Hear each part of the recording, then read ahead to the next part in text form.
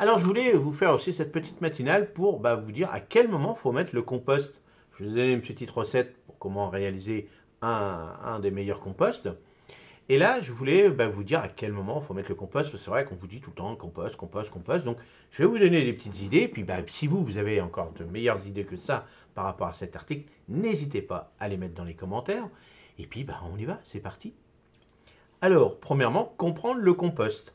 D'abord, rappelons ce qu'est le compost. C'est un mélange décomposé de matières organiques, comme des épluchures de légumes, des feuilles mortes et même du marc de café, qui se transforme en amendement riche pour le sol. C'est de l'or noir du jardinier. Bah oui, parce que si on réussit bien son compost, bon là, en règle générale, on n'a plus besoin de mettre d'engrais organiques. On met quelques petites potions magiques, style purin, des trucs comme ça. Si vraiment il y a des plantes qui sont très gourmandes, on met nos urines. Et puis là, hop, basta, et on n'achète plus d'engrais organiques dans les grandes surfaces. Et comme ça, on est au top. Mais bon, voilà, il faut avoir de la place. Il faut quand même faut quand même avoir de la place. Vous voyez, là, le tas, il représente quand même quelques mètres carrés. Donc, des fois, dans les petits jardins, c'est pas facile. Mais je vais vous donner des petites astuces. Deuxièmement, le meilleur moment pour composter.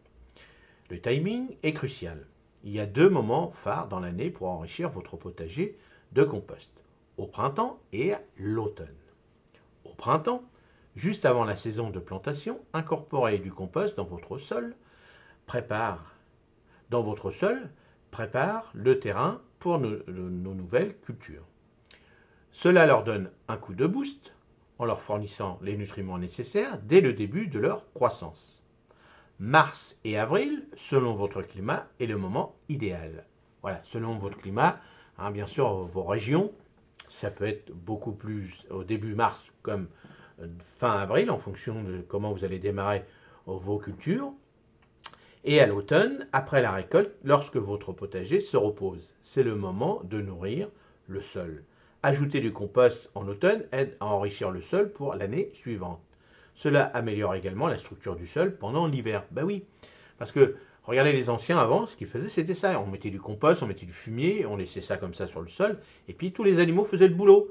Avant que le froid arrive, ça rentrait dedans, et puis c'est surtout que ça améliore la structure du sol. Et moi c'est ce que je fais avant quand j'utilise plus mes planches, et ben là je mets mes composts directement. Alors, je fais du compost de surfaçage, je mets directement mes épluchures, tout ça dedans, et je laisse comme ça. Et tout l'hiver, ça fait le boulot. Et puis au printemps, quand j'arrive au printemps, ça fait déjà 4-5 mois, voire plus, que c'est déjà dedans, dans le sol. Et puis je rajoute, en fonction de ce que je vais faire comme culture, je rajoute tel ou tel amendement par rapport, si je mets des choses gourmandes, style les tomates ou les choses comme ça, j'améliore. Mais déjà, et surtout, c'est améliorer la structure. Regardez que j'ai fait les petits oignons.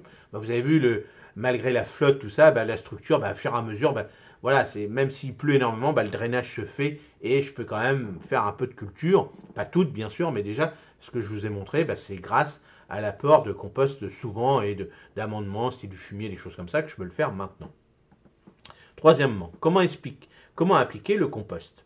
Pour les plantations existantes, étendre une couche de compost autour de vos plantes sans toucher les tiges et les troncs. Si vous préparez de nouveaux lits de plantation, incorporez le compost dans les premiers centimètres du sol. Pour les potagers en carré ou en bac, une couche de quelques centimètres sur le dessus suffit, puis mélangez légèrement avec la couche supérieure de terre. Alors, tout le long de cette série, je vous ai dit, par rapport aux carrés potagers, à vos pots, alors les pots on mélange, les carrés potagers, c'est une surface. Pareil, si vous faites vos plantes vertes, vous légèrement, vous enlevez un petit peu, vous remettez un peu de compost, et puis, par exemple, sans toucher les tiges et les troncs, oui, parce que quand on rajoute du fumier ou du compost, par exemple, il faut toujours éviter, même les engrais, quand vous mettez des engrais, ne mettez pas, par exemple, si vous avez une plante qui est avec un cœur, ne mettez pas de l'engrais dans le cœur, surtout sur les feuilles ou les choses comme ça, parce que vous allez brûler les tiges, les feuilles, donc toujours autour.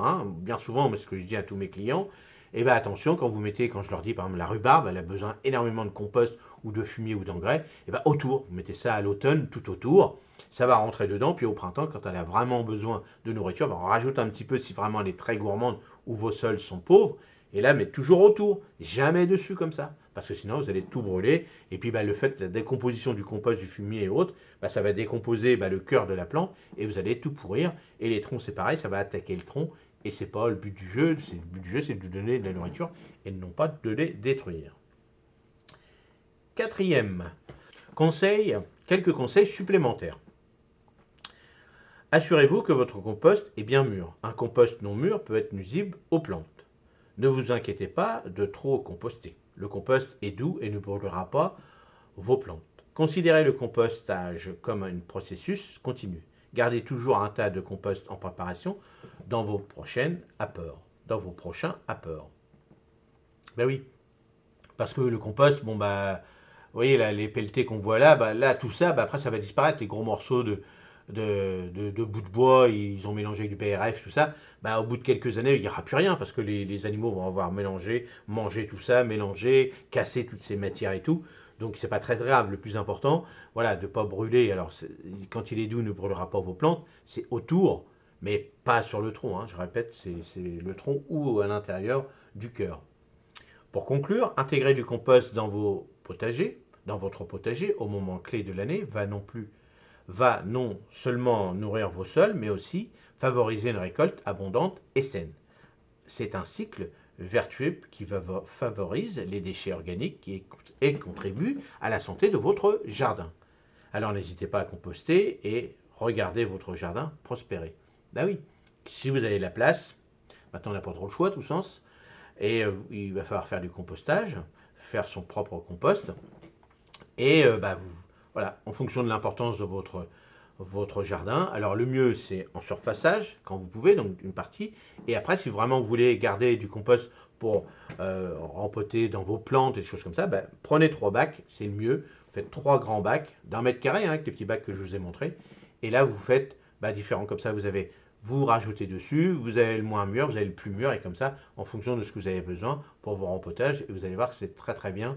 Le compost mûr, comme là, il est presque mûr celui-ci. Il est très bien, par exemple, pour faire du rempotage. Alors pour des petits pots, des petits godets, pas trop, parce qu'il y a beaucoup de morceaux. Mais là, rien ne vous empêche de le tamiser. Vous prenez votre pelle, vous le tamisez, vous récupérez des matières plus fines, et là, vous le mélangez avec un peu de terre de votre jardin, un peu de terreau si vous en avez acheté à côté, et comme ça, ça vous permet d'enrichir l'ensemble. Là, dans l'état actuel qu'il est sur la vidéo, là, c'est très bien, par exemple, si vous faites des plantations directement en pleine terre. Vous rempotez, c'est-à-dire vous voulez faire une plantation d'arbustes, d'arbres fruitiers, ou par exemple une grosse rhubarbe, par exemple, là c'est suffisant. Au fond du trou, vous mettez 2-3 pelles comme ça dedans, vous remettez un peu de terre de jardin, un peu de terreau dessus, et puis vous mettez votre plantation, vous tassez bien tout ça, vous faites votre petit mélange, et puis tous les ans, vous remettez quelques pelles tout autour de votre plantation, puis vous allez voir, vous allez avoir des super plantes dans votre jardin. Allez, dites-moi dans les commentaires comment vous faites, à quel moment vous l'appliquez dans vos jardins, comment vous faites, et puis s'il y a d'autres astuces, n'hésitez pas, les matinales sont là pour ça, pour qu'on réfléchisse toute la journée sur ce petit article, comment on pourrait améliorer tous ensemble ce genre de petit article aujourd'hui sur le compost. Allez, merci et passez une bonne journée. Salut, merci.